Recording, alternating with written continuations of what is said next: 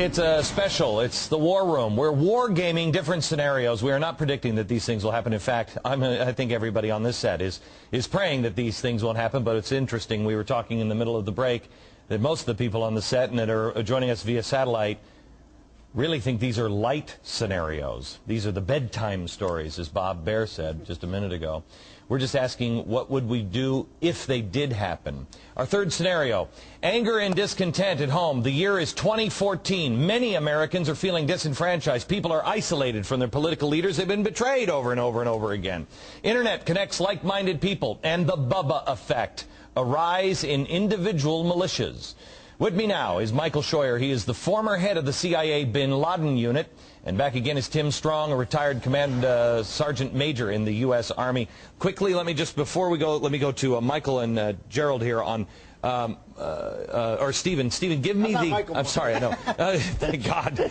Stephen, give me the, real quick, how much are taxes in our scenario of 2014 to pay for all the stuff that we're doing? How much are taxes? We tried to pay for all of the spending we've done, and just the last 18 months with higher tax rates, Heritage Foundation and other groups have estimated the tax rates at the top would have to go to 80, 90, perhaps even 95%, which means that 95% of everything you make would have to go to the government just to pay for what we've already spent money on. Gerald, what happens to the people when you start taxing? Like tax revolts. Yeah, tax revolts. We all heard it on CNBC yesterday. But you're not talking about a tea party. Oh, no. This is going to be violent. People can't afford it anymore. Okay. Look, the cities are going to look like Dodge City. They're going to be uncontrollable. You're going to have gangs in control, motorcycle marauders. You're not going to have enough police or federales, just like Mexico, to control the situation. Tim, I want to come to you now. You're a credible guy. You were one of the first guys in Iraq, if I'm not mistaken, during this war. You have been with the military for a very long time. You are one of the guys in the front lines. Michael, you were up in the caves hunting for Osama bin Laden. You guys have all the credibility there can be on thinking the unthinkable and living the unthinkable.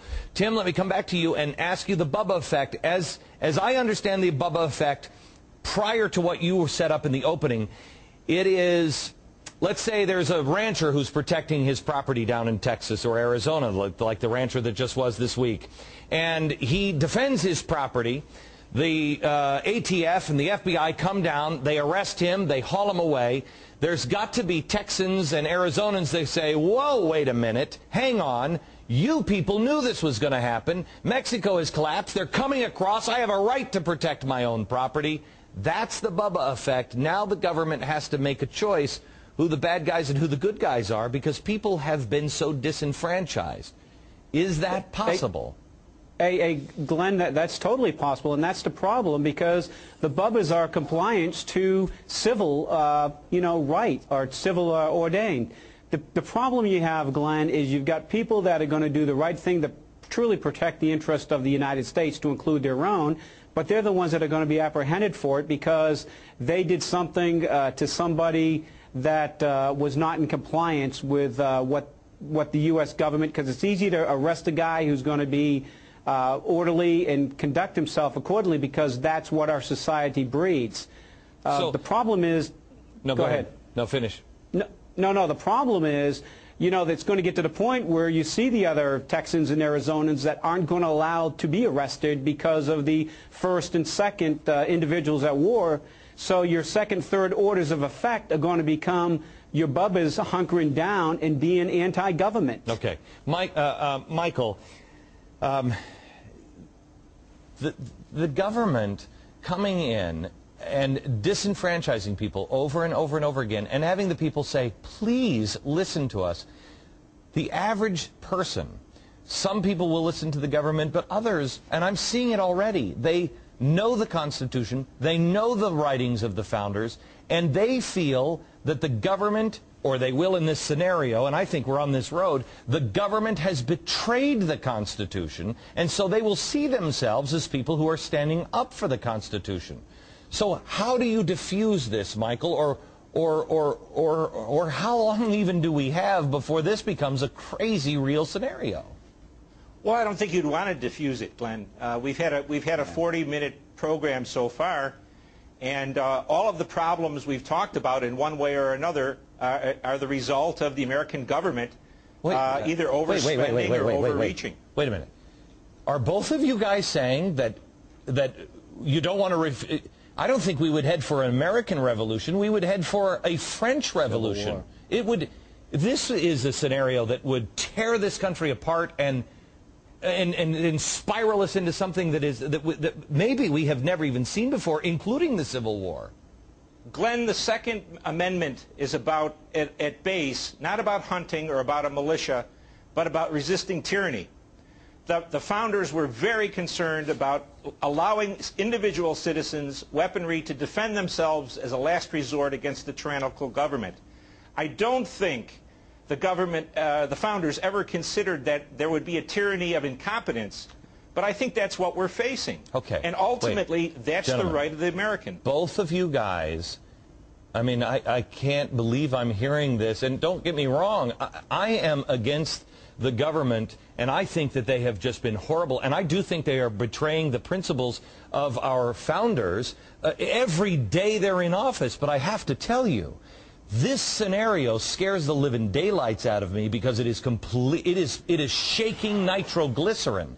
You both served in the military. You tell me, do the soldiers come in and do they round up people, or do they fight with the people for the Constitution? What is the Army? What does the military do? Neither one of neither one of you. You just said that, Michael Scheuer, but you won't say which side the military chooses? I don't think the military is ever going to shoot on the American people, sir. I think the military, of all people, read the Constitution every year, right through. Okay, Tim, can you give me an extra minute? Tim, I want to ask you real quick.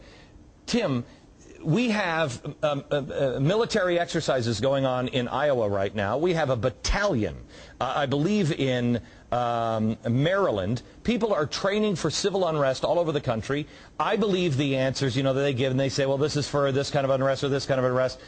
Except we just had in our stimulus package a way for, if your governor says no to the money, the legislature can go around the governor and go right to the feds.